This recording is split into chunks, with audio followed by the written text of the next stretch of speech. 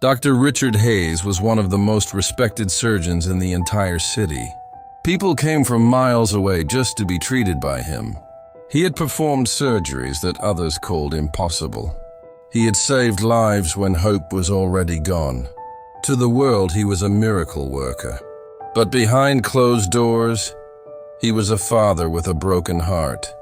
His daughter, Emily, had never taken a single step in her life. She was 12 years old now, with bright eyes and a smile that lit up any room. But her legs, weak, fragile, unresponsive, were her prison. Richard had spent years trying every possible treatment. He had called specialists, used the most advanced equipment, and even flown in experts from other countries. Nothing worked. It was his greatest failure. Emily, however, didn't complain.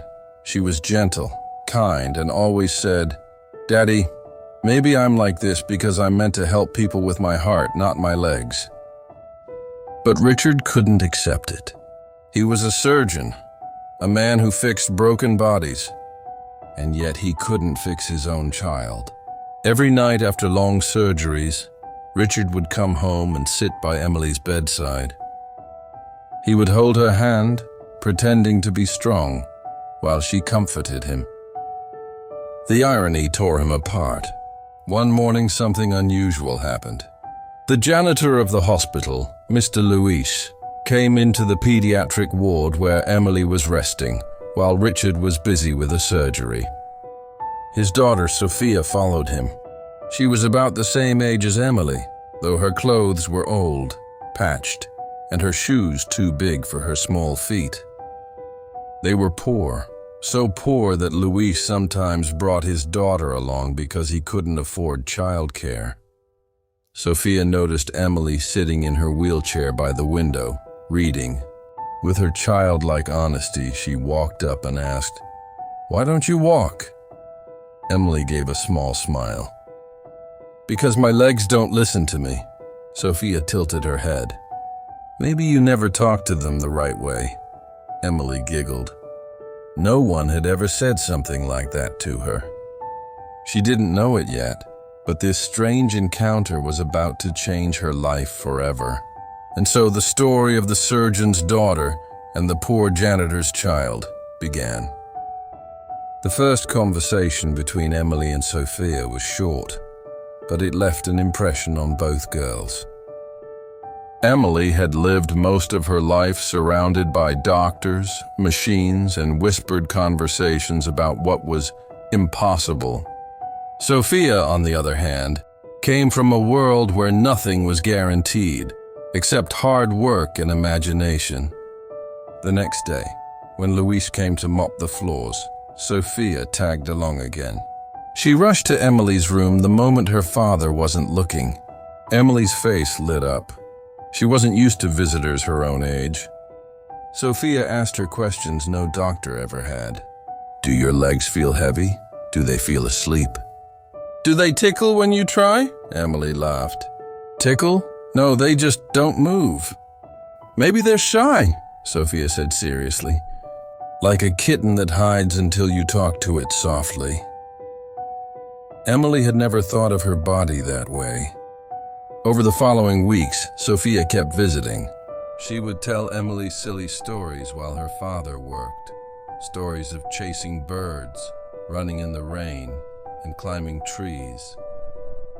Emily listened with wide eyes, imagining what it would feel like.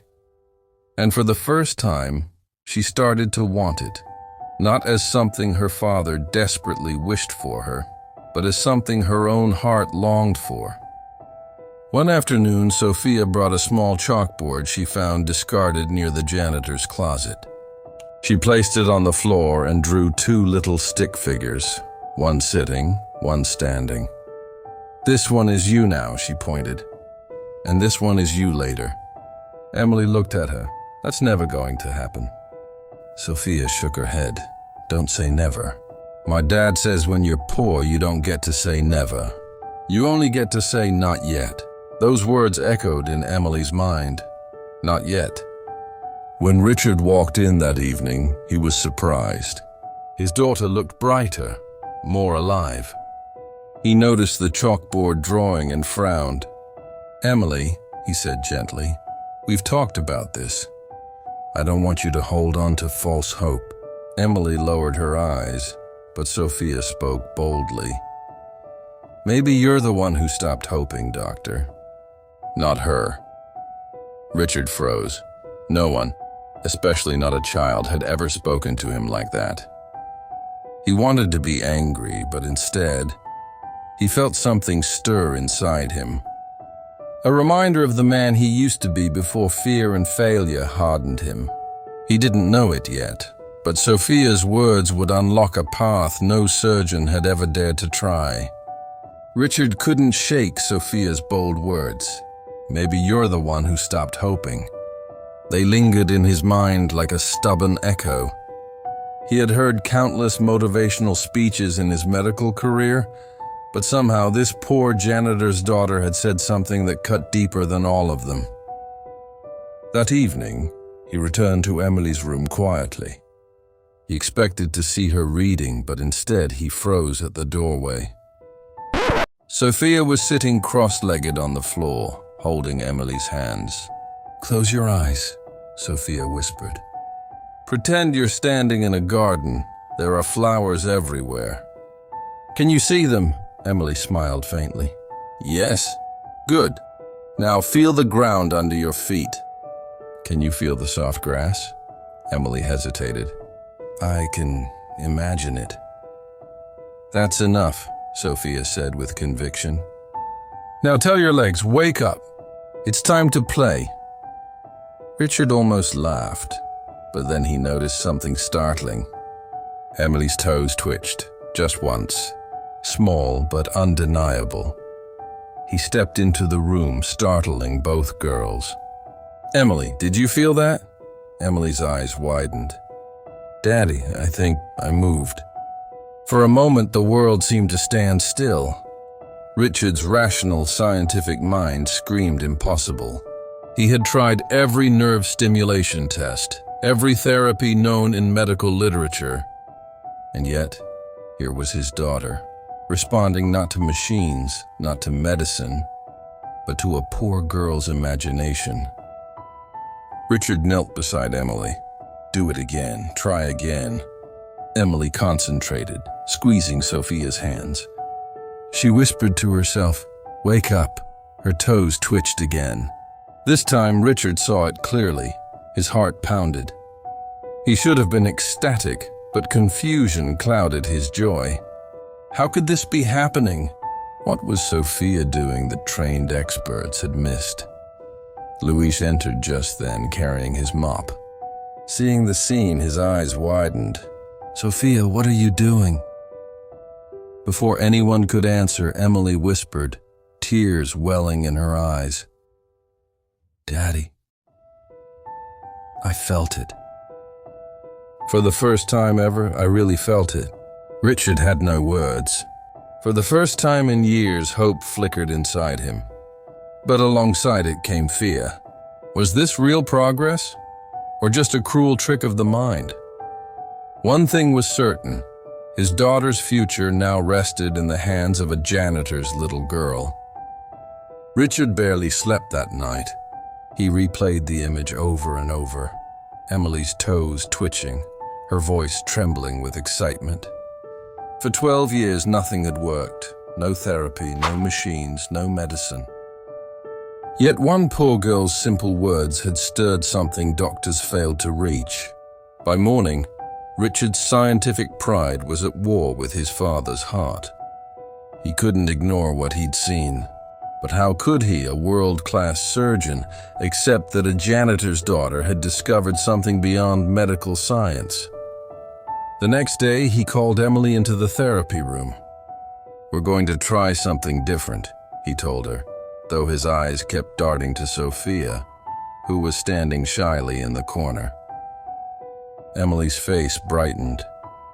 "Can Sophia help me again?" Richard hesitated, then nodded reluctantly. "Yes, but this time, I'll be watching closely." Sophia didn't look nervous. She simply walked to Emily's side. took her hands again, and said, "Close your eyes. Imagine running through the garden. Can you see the sky?" "The clouds," Emily smiled. "Yes, good. Now tell your legs. Follow me." Richard crouched near Emily's legs, eyes glued to every muscle. And then, there it was, the faintest flicker.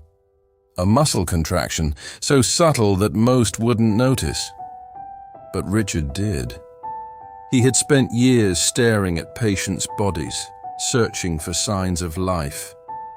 This was real. His breath caught. Emily gasped, "Daddy!" "I felt it again!" Richard forced himself to stay calm, but his mind was racing. Could it be neurological, psychological? Was Sophia unknowingly tapping into Emily's brain through visualization? But Sophia just grinned. "See? They're not broken. They're just waiting for you to believe in them." Richard's throat tightened. Those words weren't scientific, but they carried a truth he couldn't deny. Later that evening, Richard pulled Louise aside in the hallway. "Your daughter, what she did today, has she done this before?" Louise shook his head. "She's always been different. She says things I can't explain. She notices things no one else sees. But she's just a child, Doctor." Richard stared at him, conflicted. He wanted to dismiss it as coincidence, but deep down, he knew this was no coincidence. For the first time, the surgeon, the man who believed only in science, was forced to admit that hope might not come from medicine, but from a janitor's little girl. The therapy room was quiet, except for the hum of medical machines. Richard had gathered a small team of specialists to observe. He told himself it was for scientific accuracy, but deep down he wanted witnesses. He didn't want to be the only one seeing the impossible. Emily sat in her chair, nervous but excited. Sophia stood beside her, holding her hand with quiet confidence. "Okay, sweetheart," Richard said, masking his anxiety with his usual calm tone. "Just like yesterday, let's try again." Emily nodded. Sophia whispered softly, "Don't think about walking. Think about playing. Think about how fun it will be when you chase me in the garden." That evening, the hospital felt quieter than usual. The echoes of footsteps bounced down the sterile hallways, but inside Emily's room, it was a different world altogether. Emily sat in her wheelchair, staring out the window. Sophia sat cross-legged on the floor beside her, sketching on the back of an old medical chart. "You draw?" Emily asked, curiosity flickering in her tired eyes. Sophia shrugged. "Only when I need to think. Helps me breathe." Emily leaned over. On the page was a clumsy but heartfelt drawing of two girls, one standing tall, one in a wheelchair, but both were smiling. "That's us?" Emily whispered. Sophia blushed, nodding. "Yeah. Maybe one day you won't need that chair. But even if you do, you'll still be stronger than anyone I've ever met." Emily's throat tightened out. No one had ever said it like that. People always pitied her or gave false promises. Sophia was different. She made Emily feel like she wasn't broken, just whole in a new way. Meanwhile, outside the door, Richard stood listening. He had been about to walk in with test results, but the sound of his daughter laughing, actually laughing, froze him in place. It hit him like a scalpel to the chest. All his years of medicine, all his expensive treatments, all his professional pride, none of it had given Emily this. A janitor's daughter had. When Sophia finally tucked Emily into bed, Richard couldn't stay silent. "What's your secret?" he asked softly. Sophia turned to him, surprised. "There's no secret, Dr. Harrison. She just needs someone to believe in her." Her words haunted him long into the night. The next day, Dr. Crawford stormed into Richard's office with a clipboard in hand. His tone was sharp. "We can't keep pretending. If the janitor's daughter has some effect on Emily, we need to measure it scientifically." Richard stiffened. "She's not an experiment." Crawford sneered. "Everything in this hospital is an experiment. Either we test her, or word gets out, and you'll be the fool who hit a miracle." Against his better judgment, Richard reluctantly agreed to one harmless observation. So later that afternoon, in a therapy room, Emily was asked to try standing with Sophia's help. Nurses and assistants watched quietly. Emily's hand shook as she gripped the parallel bars. Her legs had always been weak, unresponsive. Usually, these sessions ended in frustration. But Sophia knelt beside her, whispering, "Don't think about failing. Just think about one small step. For you, not for them." Emily closed her eyes, breathed deeply, and pushed down. Her legs trembled then. For the first time in years, her body rose an inch higher than usual. Just a second of strength, but enough to make the room gasp. Emily collapsed back, exhausted, but smiling through tears. "Did you see that?" she whispered. Sophia hugged her tightly. "I saw it. And you'll do it again." Crawford scribbled furiously on his clipboard, eyes wide. Richard clenched his fists. He should have felt pride as a doctor, but instead, all he felt was fear. Fear that the world would now try to take Sophia away, twist her gift into something clinical, mechanical, stripped of its soul. For the first time, Richard realized this was bigger than medicine. It was about protecting both girls from a world that would never understand them. Richard's hands tightened around the steering wheel. His world had been about surgeries, prestige, and reputation. But now, watching Sophia stare blankly out the window, he realized none of that mattered compared to protecting this girl who had given Emily a future. That night, Crawford showed up at their door with contracts and cameras. He spoke smoothly, promising wealth, global fame, medical partnerships. "Sophia, you can change the world," he insisted. But Sophia's voice was steady. "I don't want the world. I just want my life back." Richard stepped in, and she have it. "She's not your property. She's not a headline. She's family." Emily lifted herself from her wheelchair, wobbling but standing tall. "My sister gave me something you never could hope. And no contract in the world can own that." The silence was heavier than any operating room Richard had ever stood in. Crawford's jaw tightened, but he knew he had lost. He stormed out, muttering about wasted opportunities. In the weeks that followed, life slowly calmed. Emily kept surprising everyone, walking farther, laughing louder, regaining strength. Richard devoted more time to both girls than he ever had before, learning that fatherhood wasn't just about surgeries and schedules, it was about presence. And Sophia? She didn't chase fame or wealth. Instead, she chose to live quietly but fully, carrying the knowledge that sometimes healing wasn't about medicine at all. It was about love, faith, and daring to believe when no one else would. On Christmas Eve, the three of them sat together by the fireplace. Emily curled between Richard and Sophia, smiling. "You know," she said softly, "everyone thought my story would end in a wheelchair. But because of you, Sophia, it's only just beginning." Sophia's eyes shimmered with tears as she whispered back, "Then we'll write the rest together." And for the first time in years, Richard didn't feel like the brilliant surgeon or the powerful doctor. He felt like something far more important. A father.